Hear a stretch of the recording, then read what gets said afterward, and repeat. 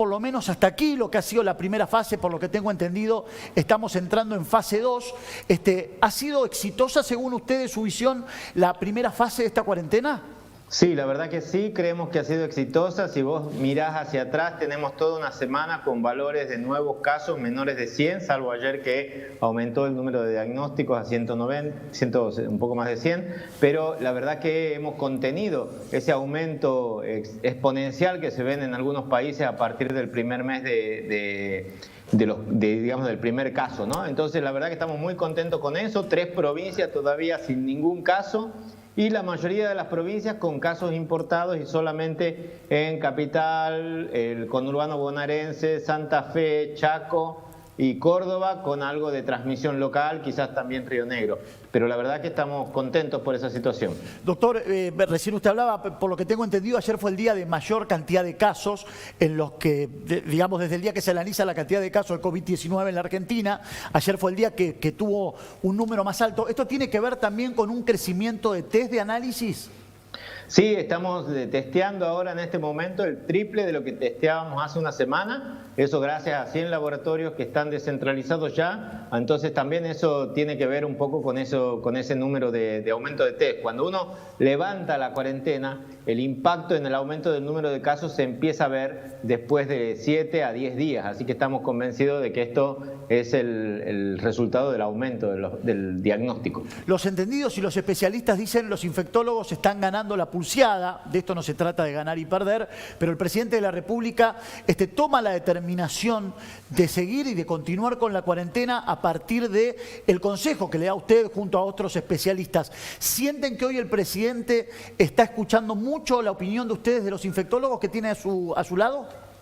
Más allá de si escucho o no la opinión, yo creo que el presidente está considerando seriamente la posibilidad de salvar la mayor cantidad de vidas posible. Cualquier intento de abrir una cuarentena implica mayor riesgo de transmisión, y mayor riesgo de transmisión implica vidas humanas. Entonces hay que, siempre estas medidas que dicen, bueno, vamos a dejar circular el virus hasta que esto sea sostenible, siempre implica un aumento de casos. Entonces yo creo que en ese sentido el presidente es muchísimo más conservador, porque tiene clarísimo que uno puede de alguna manera recuperar hacia adelante la economía, pero las vidas humanas que se perdieron se pierden y no hay vuelta atrás. Doctor, quiero usar de su amabilidad y me gustaría, lo máximo que pueda, ser lo más didáctico posible con la audiencia. Y quiero hacerle un par de preguntas puntuales que en las redes sociales, que en las páginas de internet y que los opinólogos, como todos, hablamos. Por ejemplo, el rol de la BCG. Muchos han hablado que en este continente, por tener la BCG que nos dábamos cuando éramos chicos, tenía un poco más de, no sé si la palabra es control, pero ayudaba mucho en este COVID-19, que en la parte europea, como no se da, por eso también puede haber habido la prolongación de casos. ¿Tiene un rol importante la BCG? Bueno, la verdad es que se está estudiando.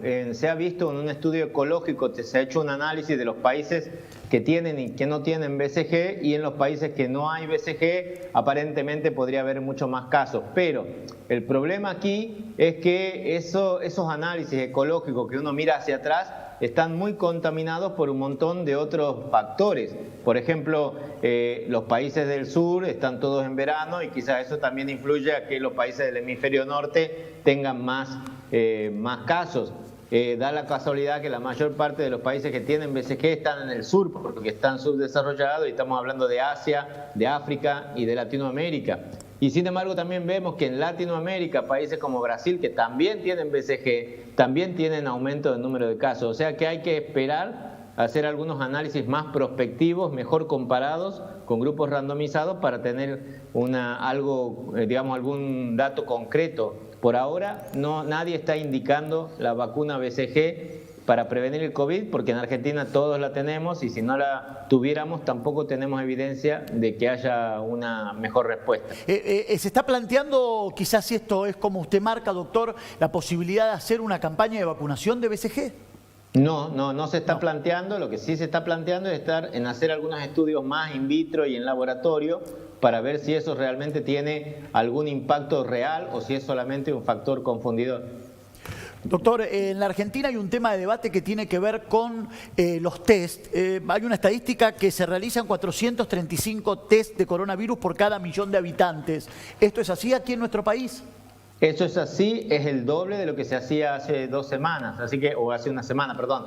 Así que la verdad que estamos con tasas de test aceptables, más que Brasil. En ese sentido estamos bastante tranquilos y queremos hacer más pruebas. Digamos, lo ideal es hacer todavía más pruebas, y para eso la gente que vive en los distritos donde hay circulación, como Buenos Aires, o Gran Buenos Aires, o Córdoba, Santa Fe, Chaco, o Tierra del Fuego, si tiene fiebre y si tiene tos o algún síntoma respiratorio, debería llamar para que le puedan hacer la prueba. Doctor, en este contexto que estamos hablando respecto a los test y el tema de la salud y la cuarentena, siempre el rol principal de la cuarentena es ganar tiempo para tratar de estar mejor parados ante un posible pico, y ahora le voy a preguntar sobre el pico, para estar mejor parados a nivel salud. Yo no diría eso. Yo creo que el principal rol es lograr menos infecciones. Cuando uno está dentro de su casa, no se pone en contacto con otras personas que tienen el virus y no lo adquiere y no lo transmite. Y el segundo punto y el segundo objetivo, pero en segundo lugar, no en primer lugar, es sí ganar tiempo y dar tiempo a que el sistema se prepare por si la infección se descontrola. Mientras nosotros tengamos una cuarentena estricta y así de severa, la posibilidad de pico es muy baja, porque el virus continúa como en una pequeña danza. Hay un comunicador social que se llama Tomás Puello, que hace muchos de estos artículos que muestra cómo está por un lado el pico y después viene la parte de la danza, digamos, de cómo a bajo grado puede seguir circulando el virus, pero por suerte esa circulación a bajo grado no satura, digamos, los servicios de salud. La matemática, doctor, a veces acompaña esta situación. Insisto, ustedes son expertos, nosotros tratamos de aprender. Soy un humilde relator de fútbol, hoy devenido casi, no especialista, pero comunicador en este tema. Se habla en el mundo que el 80% de la población se va a contagiar, y creo que Berni, el ministro de Seguridad de la provincia de Buenos Aires, el otro día decía que la gran mayoría los vamos a contagiar. ¿Esto es así, doctor? Si dejamos circular el virus libremente, sí, es así. Y todas estas medidas de contención son para tratar de limitar la cantidad de personas que se contagian. En algunos países lo máximo que se ha llegado a contagiar han sido 12 o 15%. La verdad que estamos hechos unos matemáticos y estamos mirando mucho todo el día las estadísticas, porque es lo único que podemos, digamos, al no haber medidas de vacuna, al no haber medicamentos preventivos, lo único que podemos hacer es modelar y tratar de ver qué tan estrictas tienen que ser o no ser las cuarentenas. Y lo que yo te puedo contar es que con esta cuarentena, antes el virus duplicaba el número de casos en 2 días, o sea, cada 2 días se duplicaban. Si había 100 personas, en 2 días había 200, en 4 días había 400, en 6 días había 800.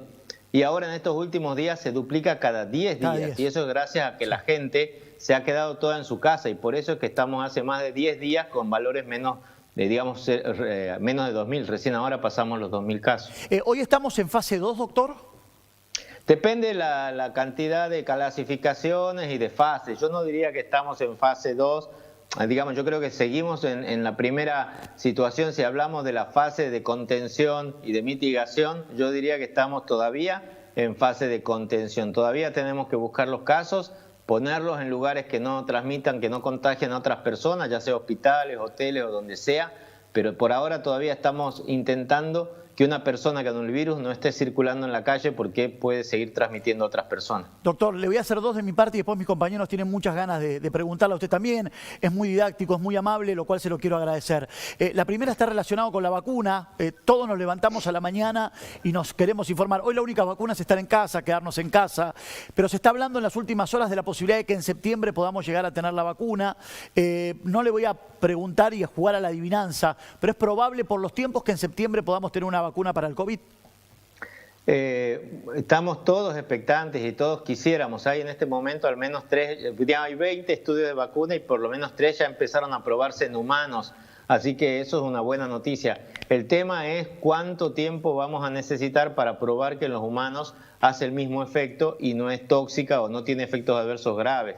De una de esas 3 vacunas hay una que es a través de insertos de plásmidos de genéticos, digamos, a RNA, y eso puede llevar más tiempo para aprobarse, porque sería la primera vacuna de este tipo genética.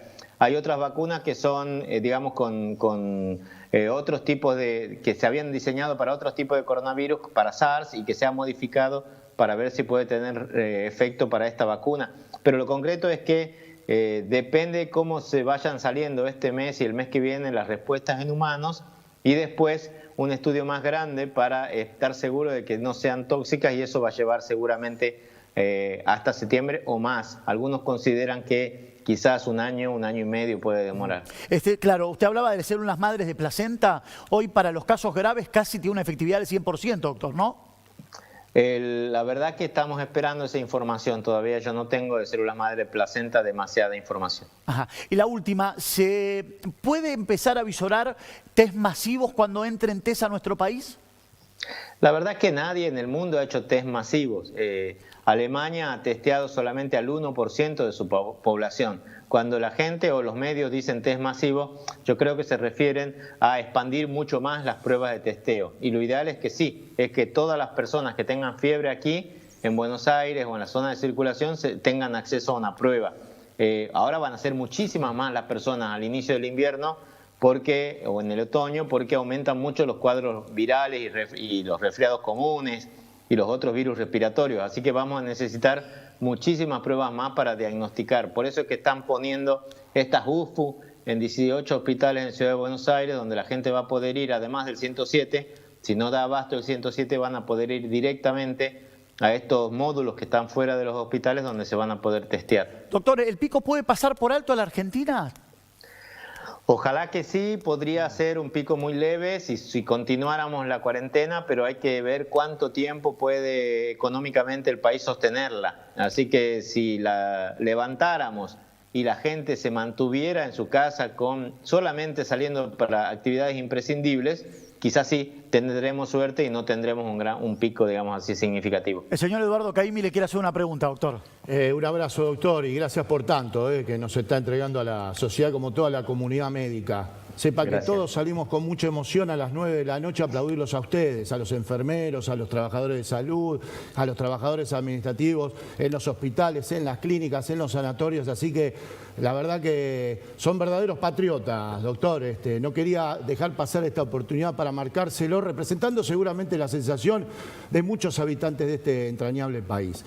Quiero hacer una consulta. Muchísimas gracias. Antes de eso, agradecerte eso muchísimo, la verdad, y agradecerle también mucho a toda la gente, y también pedirle a toda la gente que vive en edificios donde lamentablemente algunos no están en esa misma sintonía y ponen carteles discriminatorios en los ascensores, que el primero que vea esos carteles que los saque, porque la verdad que para el personal de salud que va a trabajar con mucha angustia de infectarse, no solo por ellos mismos, porque ellos de alguna manera los médicos hemos decidido este tipo de profesión, sino por nuestros familiares, es muy feo llegar a un ascensor y tener ese cartel pidiéndote que te vayas de ese edificio porque sos trabajador de la salud. Muchísimas gracias. Por favor, y adherimos a esa idea.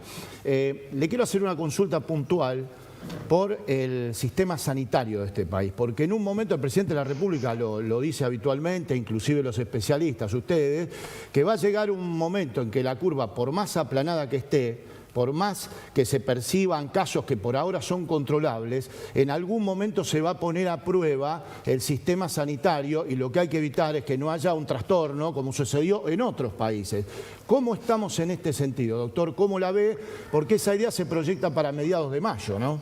Sí, la verdad que tenemos un sistema sanitario que viene golpeado hace muchos años y cada año peor, digamos. En ese sentido, todos sabemos que tenemos uno de los sistemas modelo de Latinoamérica por ser público, gratuito, universal, pero que está carente de un financiamiento real, si no es solamente de fondos del Tesoro. No es que los trabajadores aportan para ese sistema de salud. Y en ese sentido es muy injusto, porque el sistema de salud se hace cargo de todo el sistema, digamos, de todas las medidas de prevención, y en ese modelo ni las prepagas ni las obras sociales colaboran. porque las prepagas de las obras sociales reciben los aportes de los trabajadores, pero todo lo que es vacunaciones generales, buscar a las personas en su casa, las campañas de fumigación del dengue, la vigilancia epidemiológica, nada de eso se financia con lo que los trabajadores aportan a través de su sueldo. Así que realmente ojalá que esto sea una oportunidad para reformar ese sistema, para dotar de recursos y de estructura a todos los hospitales y también para rejerarquizar a los trabajadores de salud. Hoy tenemos que decir que los trabajadores de salud han ido empeorando en sus ingresos también paulatinamente en la especialidad nuestra, que es una especialidad importante. 25% de los médicos de nuestra sociedad no tienen recibo de sueldo, o sea que ahora no van a cobrar el mes que viene porque ninguno de ellos tiene relación de dependencia, ¿no? Entonces con los consultorios cerrados eso es un problema y a veces las consultas de la mayoría de las prepagas, lo que le queda al médico en mano es menos de lo que uno paga para un corte de pelo, por ejemplo. Estamos hablando de 350, 400 pesos, con suerte, una consulta médica. Así que ojalá que no es momento ahora para ponerse a pelear por sueldos, ahora es momento de poner el hombro y laburar, y es lo que están haciendo todos los infectólogos y todos los trabajadores de salud, pero ojalá que en el futuro, después de esta epidemia, se rejerarquice el rol del Estado, el rol de la seguridad, el rol de los sistemas de salud y todos esos que pedían un Estado chiquito y que no regule nada o que no se meta en nada, que replanteen que sin medidas para toda la comunidad es muy difícil después tener un país unido, ¿no? ¿Rocío? Sí, hola doctor, buenas tardes, buen día. Mi pregunta va a ser sobre las cosas que ayer me preguntó la gente. Quiero agradecerles de mis redes sociales, comentando que hoy iba a estar el doctor Omar Sued en el programa. Una de las preguntas comunes que tuve fue porque esto del contagio es de persona a persona, pero también si puede ser que el virus quede en la superficie 2 horas, 2 días, que eso no está muy claro, en un picaporte. Por ejemplo, es una persona infectada, abre una puerta y yo voy a los 2 días y toco ese picaporte. ¿Me puedo contagiar o no? Sí, puede quedar en el ambiente y por eso es que pedimos mucho a la gente que se laven las manos muy bien con agua y jabón. La mayor parte del virus se elimina o se desactiva al estar debajo de la luz solar y en condiciones de ventilación en muy pocas horas. En 2 horas o 3 el virus desaparece prácticamente de toda la superficie, pero en lugares húmedos y a veces lugares oscuros podemos tener un virus que pueda vivir hasta 9 días en algunos estudios, en algunos diferentes materiales. Entonces sí, es importantísimo lavarse bien las manos cada vez que uno va a comer o se va a tocar la cara o cambia de lugar, o sea, cuando sale de casa y cuando vuelve a casa tiene que lavarse bien las manos. Doctor, buenas tardes. Se cometió un error, esto fue reconocido por las autoridades, cuando hace 9 días mucha gente de la tercera edad se volcó a los bancos a cobrar y a hacer algunos trámites menores. Ya han pasado 9 días de aquel viernes y a mí me gustaría preguntarle si está estudiado, si definitivamente ese episodio ha registrado un aumento sideral en los casos y si, por ejemplo, a eso se le puede atribuir que ayer sábado hayamos tenido la cantidad de casos positivos que tuvimos. Hasta el viernes no había producido ningún impacto. Los casos del sábado se están analizando porque tenemos el total de casos, pero todavía no tenemos discriminado por regiones como para poder comparar si en los lugares donde hubo más amontonamiento, digamos así, de personas grandes, sí, hubo más casos. Podría ser, pero inicialmente lo que surge de un análisis rápido de lo de ayer no parece estar relacionado porque los casos de ayer se han focalizado más en algunas provincias como Río Negro, que también estamos analizando esa situación. Entonces yo diría que habría que esperar hasta mañana y ver los casos de hoy y los casos de mañana, a ver si eso es una tendencia sostenida, que se hayan aumentado los casos, o si es solo el reflejo del aumento de pruebas de diagnóstico que se hicieron ayer. Doctor, doblemente gracias por lo que dijo Eduardo, por la nota, y me parece que hay que hacer una reflexión final, que la gente no se altere por ver mayor cantidad de casos, sino que la mayor cantidad de casos nos puede marcar una realidad con lo que está pasando en nuestro país con las personas que tienen el virus, ¿no? Me parece. Así es, y además también siempre es necesario ver tendencias. A veces un solo punto en una curva no muestra demasiado si no se marca una tendencia. La tendencia real es que en la última semana tenemos aproximadamente 100 casos. Vamos a ver los de hoy y de mañana, a ver si realmente estamos ya empezando a presenciar un aumento. Y en ese sentido, si lo empezamos a presenciar, hay que pedirle a la gente que refuerce estar en su casa y no salir, salvo que sea esencial salir. Y sobre todo cuidar mucho a la gente mayor, que la gente mayor sí o sí que no salga, sí o sí que trate de recibir la menor cantidad de visitas posible. La gente grande necesita afecto, le tenemos que enseñar a usar internet, a usar el celular, llamar varias veces, hacer videoconferencias y evitar que esté en contacto real y físico directo con mucha gente, y si tiene que estarlo, tratar de mantener 1,5 metros, 2 metros si es posible, y si no al menos 1 metro de distancia, que con eso también se reduce mucho la posibilidad de transmisión. Doctor, le reitero las gracias. Gracias por su trabajo, gracias por la nota. Que tenga un domingo lindo en Pascuas con su familia. Gracias, doctor. Gracias a vos, un abrazo. Muchas gracias. El doctor Omar Sued, presidente de la Sociedad Argentina de Infectología, SADI, y director de investigaciones de la clínica de la Fundación Huésped. Querido Caimi.